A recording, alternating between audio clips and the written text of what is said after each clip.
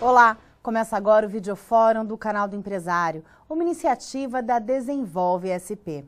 Hoje vamos falar sobre eficiência energética, que envolve sustentabilidade e gestão inteligente de recursos.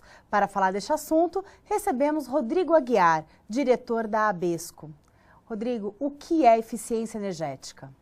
A eficiência energética é a otimização dos seus recursos. Hoje nós sabemos que existe um impacto muito grande dentro do meio ambiente, na questão de recursos energéticos, e do outro lado, na questão do impacto do bolso. A gente sabe que hoje é um gasto muito caro, muito oneroso para todo consumidor de energia, do residencial ao empresário. E existe uma possibilidade de redução muito alta dentro desse gasto.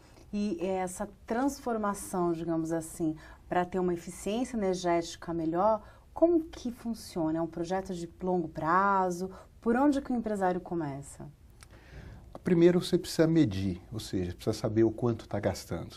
Então, normalmente a primeira pergunta é: quanto eu gasto de energia?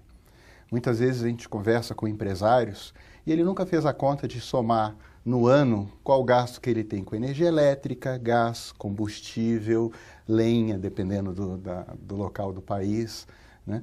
Ele não faz essa soma. E quando ele soma isso, ele percebe que ele tem um gasto muito alto, né? Dependendo do segmento, é o segundo, terceiro maior gasto que ele tem de despesas dentro de todos os gastos. Então É representativo. É bem representativo. E a questão da economia, se pode chegar a 60%, 70% de economia no geral ou em sistemas específicos. Então, é um potencial de economia também muito grande e de uma produtividade e de um aumento da lucratividade muito alto. Sem falar que é uma questão de sustentabilidade também do próprio negócio, né? Porque os recursos são finitos. Exatamente. Essa consciência cada vez está, o ser humano está percebendo isso, percebendo que não se pode manter o atual estágio da pegada do ser humano no planeta, que nós precisamos de 3 planetas para o que nós temos hoje, né? E ao mesmo tempo, quando a gente fala em qualidade de vida, a gente não pode restringir. Ou seja, todo mundo tem que ter o acesso e deve ter o acesso para uma qualidade de vida ótima. Então não podemos falar, aquele país, como por exemplo Estados Unidos, ele tem uma pegada alta e um nível de qualidade de vida muito bom. Aquele outro país vamos reduzir e não vamos permitir que ele tenha acesso a isso. Não existe.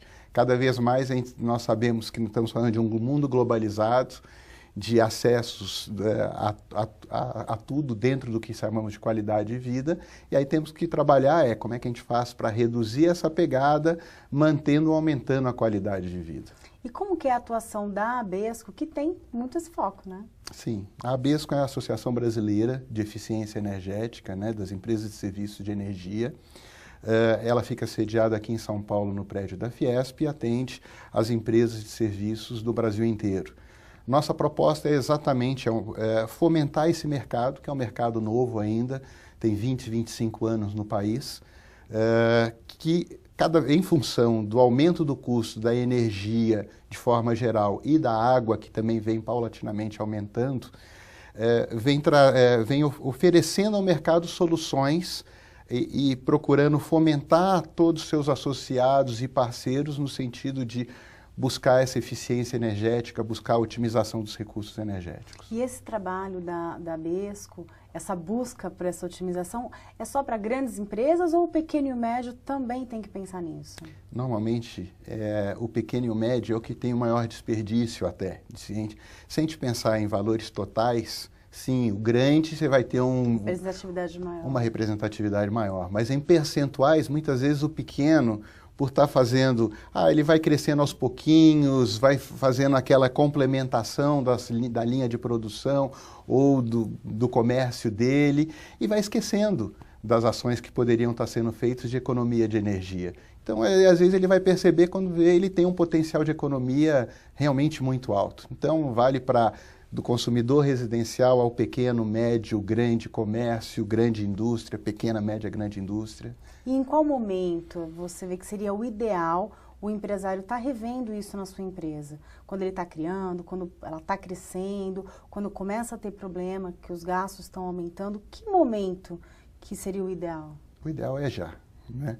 Mas é claro que se nós estamos falando na construção, esse é o momento ideal. É fazer o certo desde a primeira vez. Né? Não comprar errado para depois consertar. Não mudar, errar o processo para depois consertar o processo. Esse é o ideal. Mas não é possível sempre a gente estar falando, então vamos só trabalhar para o novo. Não, vamos trabalhar um nicho de mercado em relação ao novo, mas vamos trabalhar a questão do que já existe hoje na questão da otimização. Né? Você tem hoje uma tecnologia se modificando a cada momento. Muitas vezes eu dou exemplos, falo, mas isso aqui não funciona. Às vezes eu ouço nas palestras, nas consultorias que eu faço, ou pessoas da Besco que vêm falar, né, nossos associados, onde fala, puxa, isso aqui não funciona, mas não funciona. Quando foi que você olhou essa tecnologia? Tem 10 anos. 10 anos muita coisa se modificou. Há 10 anos como era a internet antes? Como eram nossos celulares há 10 anos atrás? O que é hoje? É a mesma coisa, isso vale para os equipamentos que consomem energia. Isso para qualquer segmento de atividade, né? Sim, para qualquer segmento, né? E aí é trabalhar isso, equipamentos, processos, a modernização deles, fazer toda essa modificação. Você tem empresas novas, que eu imagino que as novas, o pessoal já tem um pouco esse olhar, mas principalmente as empresas familiares que estão no mercado há muito tempo, como que eles vão saber contratar um profissional que possa fazer essa análise, porque também é uma situação delicada, você tem que olhar a empresa como um todo e tem que ser de extrema confiança, tem que ser um especialista. Sim, com certeza. O que você sugere? Nós da Besco, exatamente, colocamos no nosso site à disposição do público de forma geral, sem custo nenhum, a lista de todos os nossos associados, separados exatamente por região do Brasil e por categoria de atuação que eles fazem. Junto com isso também, uma empresa ela pode buscar a Besco e falar, olha, eu tenho essa oportunidade aqui, eu estou contratando uma empresa. E nós temos uma ordem de serviço interna que nós repassamos para todos os nossos associados. Os associados que se interessam, nós repassamos a esse cliente a lista para que ele possa fazer a escolha dentro da visão dele, dentro das perspectivas dele. A Agis é uma dessas empresas que faz consultoria. Qual é a especialidade dela?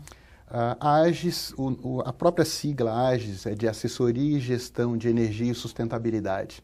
Então, é uma empresa de consultoria focada ao mercado de forma geral, buscando essa parte de gestão energética com a ação da sustentabilidade em conjunto. E são projetos de médio, longo prazo? Depende do projeto? Quais são as características envolvidas para chegar nessa eficiência de recursos? Olha, normalmente o payback, né, o tempo de retorno de um projeto, ele vai de 6 meses a 5 anos, em média. E aí depende do sistema. Então você vai falar assim, um sistema de iluminação. Em média, de forma geral, você fala em 2 a 3 anos. Um sistema de ar-condicionado de 4 a 7 anos. Uma automação do ar-condicionado, muitas vezes só 6 meses.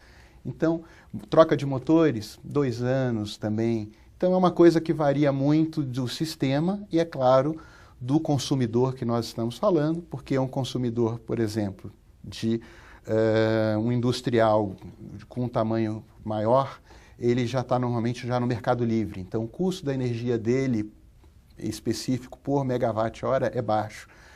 Um consumidor comercial pequeno, ele tem esse custo quase 3 vezes maior do que o outro.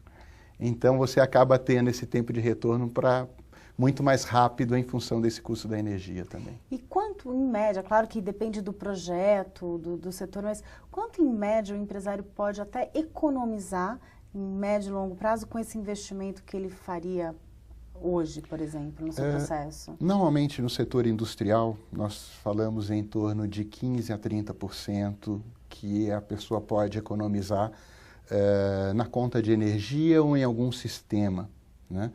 Quando a gente coloca para a área comercial, isso já aumenta de 20% a 40%. Quando nós falamos na parte de serviço, isso pode chegar a 50%. Então, é uma média que são estudos que a Besco faz também, que disponibiliza em palestras, no nosso site, colocando esse potencial de economia. Grandes empresas, inclusive multinacionais, exigem que a sua cadeia de prestadores de serviços também tenha otimização de recursos, seja sustentável. Isso também acaba refletindo no comportamento do empresário, porque ele, de repente, não queria olhar para isso nesse momento, mas ele acaba tendo que ter algumas certificações também, né? Exatamente, esse é um ponto bem interessante, Sabrina. Porque da mesma forma que houve a ISO lá atrás, a 9000, depois a 14000 com a questão ambiental, hoje está acontecendo um processo que é a ISO 50001, que é exatamente gestão de energia. É uma ISO que o Brasil participou da secretaria, de realizar a secretaria dela junto com os Estados Unidos. É uma norma relativamente nova, foi lançada há menos de um ano. E nós estamos trabalhando a questão da família ISO 50000 também. Porque a ideia é, primeiro, se medir. Então, como eu comentei antes, primeiro você entender o quanto você gasta, para depois você começar a realizar um diagnóstico energético para verificar o que você pode economizar. E essa ISO trata exatamente disso. A ponta da pirâmide é quanto eu gasto. E aí depois, a partir do momento que você verifica e mede quanto você gasta, você começa a trabalhar por que eu tenho diferenças em um certo dia de trabalho e em outro dia de trabalho, ou em turnos da minha equipe, porque um gasta mais, outro gasta menos, por que aquela máquina gasta mais que aquela outra máquina? E aí você começa a verificar que existem desperdícios que podem ser otimizados e você com isso gastar menos, seja em energia, seja em manutenção, seja em tempo do pessoal em processo, em várias ações, né? Quando nós tivemos o racionamento de energia lá atrás em 2001, eu poupei muita saliva e todo profissional dessa área poupou muito, porque muitas vezes você ia em um empresário e ele falava, não, eu não desperdiço energia, eu tenho certeza que eu faço melhor aqui na minha empresa porque eu não tenho interesse. Claro, ninguém quer jogar dinheiro fora, ninguém quer rasgar dinheiro. Mas às vezes não tem o conhecimento adequado, não está atualizado o suficiente para isso. Um equipamento está consumindo muito mais do que um novo, que seria mais barato e mais produtivo. Exato. Né? Então, o que acabou acontecendo? Na época do racionamento, muitas empresas, para atender a meta que existia do governo, encerraram linhas de produção ou pararam por um período determinado. E isso é ruim, prejuízo, né? Alongamento de prazo de entrega e assim por diante.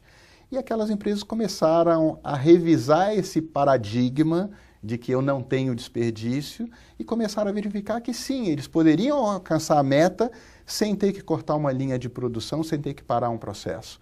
E pouco a pouco você percebeu que os empresários, olhando para dentro de casa, revisaram os processos e voltaram a realizar todas as ações produtivas e comerciais e voltaram a atender dentro dos prazos das metas. Né? Então se percebeu que sim, puxa, eu pensei que eu não tinha desperdício, mas eu tenho desperdício. Então, esse paradigma que foi quebrado no racionamento, o que acontece é, por anos pós-racionamento, se manteve e as pessoas começaram a buscar. Infelizmente, isso já tem 10, 12, 14 anos. E as pessoas estão esquecendo exatamente daquela lição de casa que fizeram. E o que a gente percebe nos gráficos de consumo, de produtividade, é que vem aumentando. Então, o que está acontecendo? O Brasil está ficando mais improdutivo. E isso é uma coisa muito complicada. Que reflete em tudo, né? Você usou a palavra correta. Reflete em tudo. Porque nosso PIB, para nós alcançarmos o aumento do PIB, nós temos que ter uma geração maior de energia desnecessária, porque se nós estivéssemos economizando energia para realizar a mesma ação, nós não precisaríamos estar fazendo a geração, o impacto no meio ambiente, de ter novos reservatórios, alagando áreas desnecessariamente, né? A mudança do clima regional ali, né? Você está falando ali da biosfera, de toda a ação que está ali integrada àquela ação local. Ou então uma termoelétrica que você está queimando carvão, queimando gás de forma desnecessária. E hoje você tem uma exigência do mercado que o consumidor também é mais consciente. Então, mesmo que não seja um B2B, mas você tem o reflexo de ser uma empresa sustentável, né, que faz ali uma otimização de recursos naturais. Exato. E aí, né, voltando até aquele ponto que você colocou, por isso que é importante criar essa relação dessa cadeia de um pensamento mais sustentável, de um pensamento mais produtivo, de que as pessoas comecem a cobrar uma coisa da outra, né?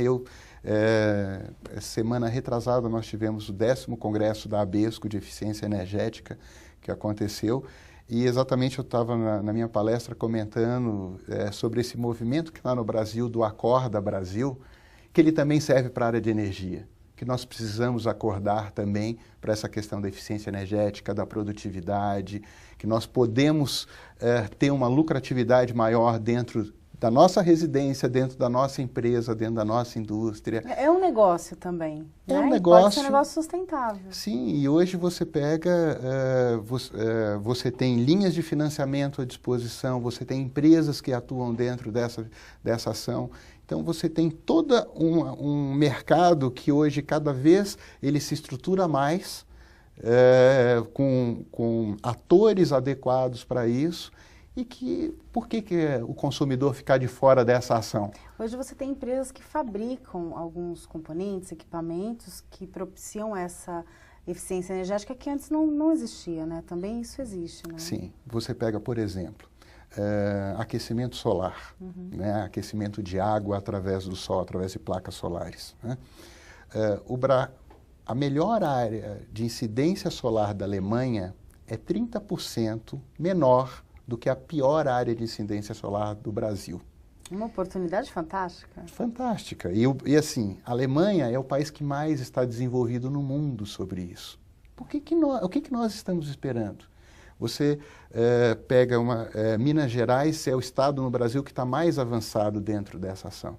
Por que não se faz exatamente aproveitando esse modelo de Minas Gerais, se colocar para os outros estados? E aí você vê que assim, os estados que estão mais atrasados são o Norte e Nordeste, que tem um índice de incidência solar maravilhoso.